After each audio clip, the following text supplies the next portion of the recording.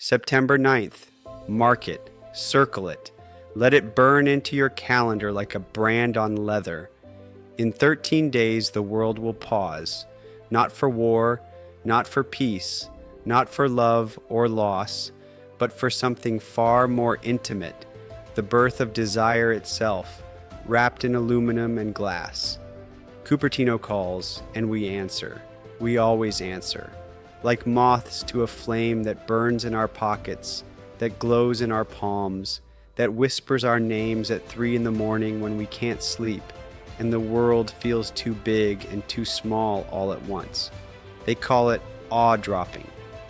2 words that capture the weight of falling, not from grace, but into want, into need, into the beautiful, terrible realization that what we have is never quite enough, and what's coming might just change everything.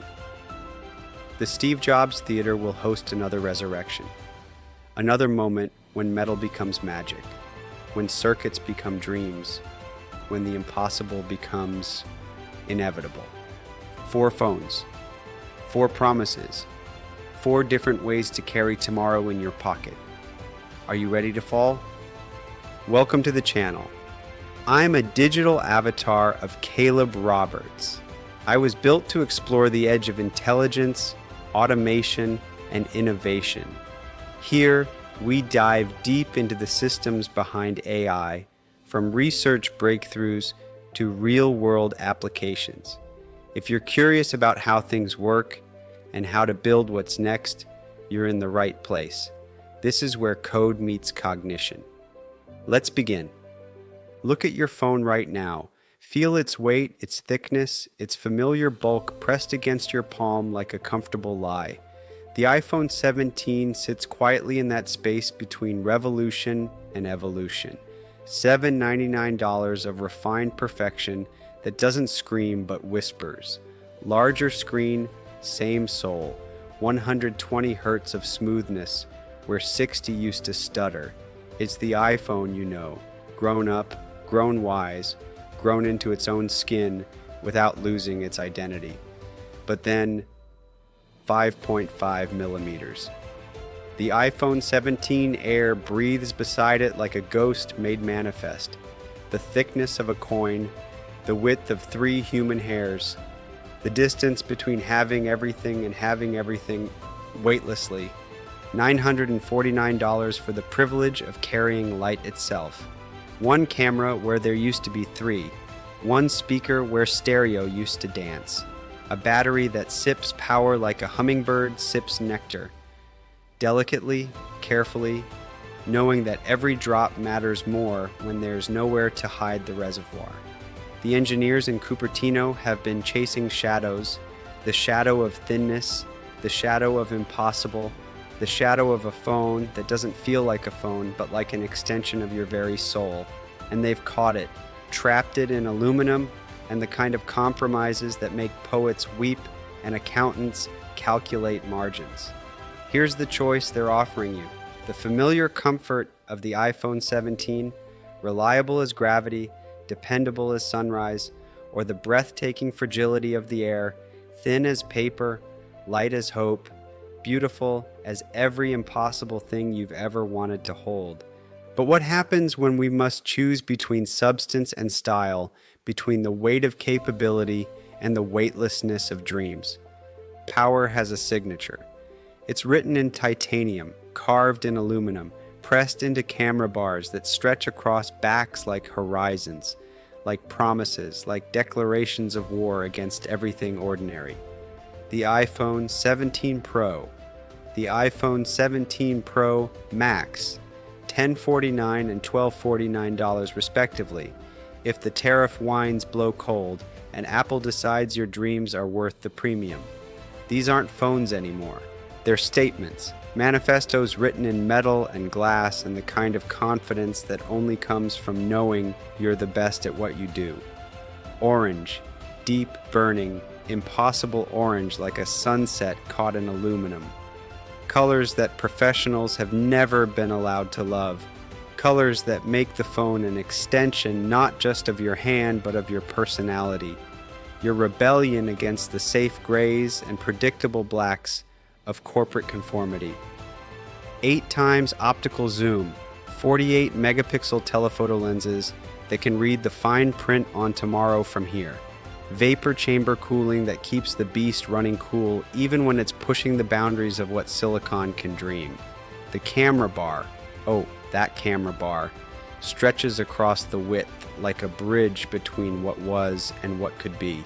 No longer hiding in a corner, no longer apologetic about its presence. This is the camera system that says, yes, we see everything. Yes, we remember everything. Yes, we make everything more beautiful than it actually was. But here's what the spec sheets won't tell you, what the keynote won't confess. The Pro Max might actually get thicker this year. Thicker. In a world obsessed with thin, Apple is going thick. Why? Because battery life matters more than bragging rights. Because power needs space. Because sometimes, just sometimes, more is actually more. The iPhone 17 Pro whispers elegance. The iPhone 17 Pro Max roars capability. Together, they redefine what it means to hold lightning in your hands. When power becomes this portable, this personal, this present in every moment of our lives, are we wielding the technology, or is it wielding us? Your wrist is talking, not to you, to satellites spinning 300 miles above your head, to towers humming with 5G whispers, to sensors that taste your blood without breaking your skin and know things about your heart that your heart doesn't know about itself. The Apple Watch Ultra 3 isn't just measuring time anymore. It's measuring life itself. Blood pressure without the squeeze, heart rate without the wire, emergency messages that leap from your wrist to space and back again when the world goes dark and the towers fall silent. $799 to make your pulse part of the constellation, to turn your heartbeat into a signal that can reach anywhere, touch anyone, save everything. The Series 11 joins the symphony with its own crescendo. 5G speeds wrapped around your wrist, blood pressure monitoring that whispers warnings before your body knows to worry, $400 of intelligence that learns the rhythm of your days and adjusts accordingly. Imagine, you're hiking somewhere the map ends, somewhere the bars disappear and the modern world becomes a memory. Your iPhone is dead weight in your backpack. But your wrist? Your wrist is still singing, still reaching up through atmosphere and vacuum to touch the satellites that Apple has taught to listen. These aren't accessories anymore. They're lifelines. Digital companions that feel your heartbeat and measure your breath and remember every step you've taken toward whatever destination you're walking to.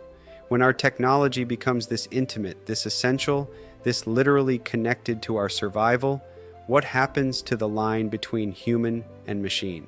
Close your eyes and listen. Not to me, not to the world around you. Listen to the silence between your thoughts, the space where secrets live and dreams take root. Now imagine filling that silence with something that knows you better than your own reflection. The AirPods Pro 3 are coming, and they're not just earbuds anymore. They're confidants, they're translators, they're tiny doctors living in your ears, tasting your heart rate with light, measuring your body temperature with invisible sensors, whispering your vital signs to the cloud while you listen to music and pretend you're not being studied.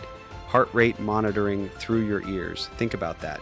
Your pulse, traveling through blood vessels so small they're measured in microns, detected by light pulsing 100 times per second while your playlist shuffles in the background. The romance of it, the violation of it, the beautiful, terrible intimacy of technology that lives inside your body.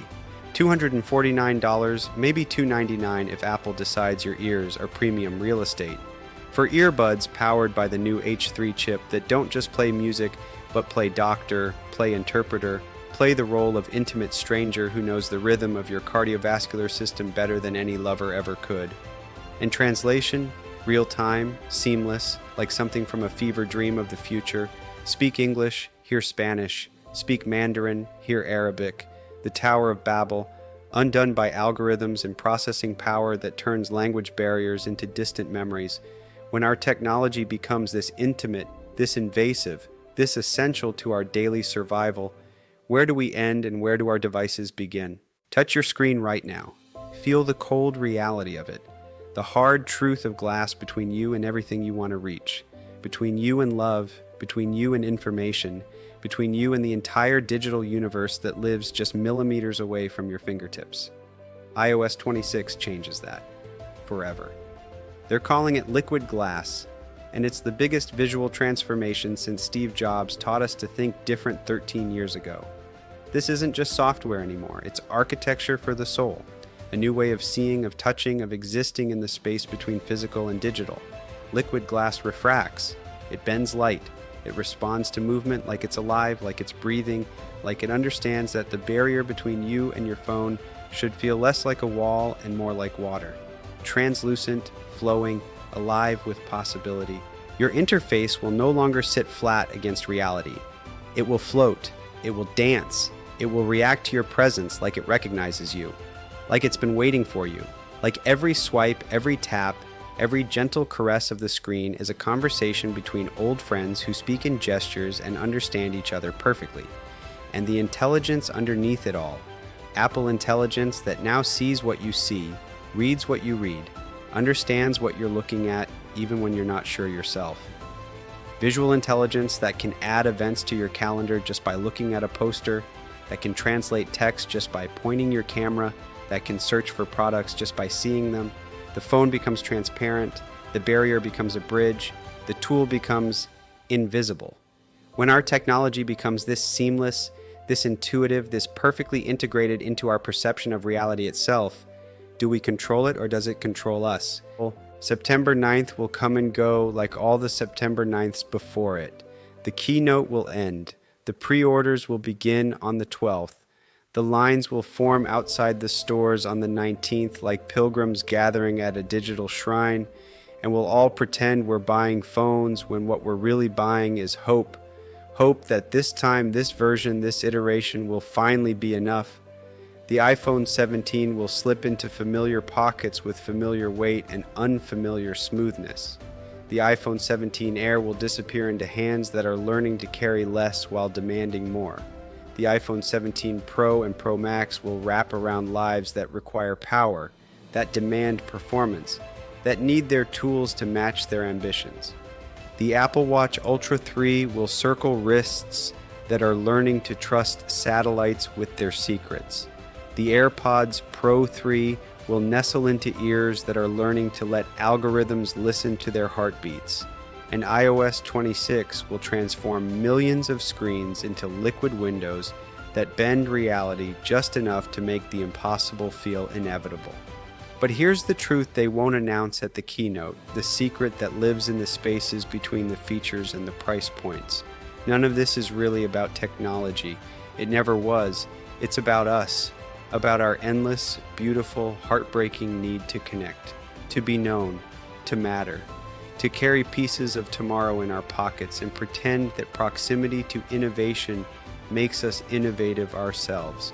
The event will be awe-dropping, they promise, and we will drop, we will fall, we will surrender to the gravity of want and the physics of desire and the mathematics of maybe this time. And in that falling, in that beautiful, inevitable descent into the next iteration of ourselves, we might just discover something worth catching. The future isn't coming on September 9th. The future is already here. It's been here all along. We're just finally ready to hold it. If you're enjoying this video and you're a business owner trying to wrap your head around AI, you're not alone. We've built a community of entrepreneurs just like you exploring AI. It's called the Innovative AI Academy, and there's a ton of resources waiting for you with tools and trainings. Click the link below to check it out and come say hi. And that's it for today. If this helped, hit like, subscribe, and share it with someone building smarter. I'll see you in the next one.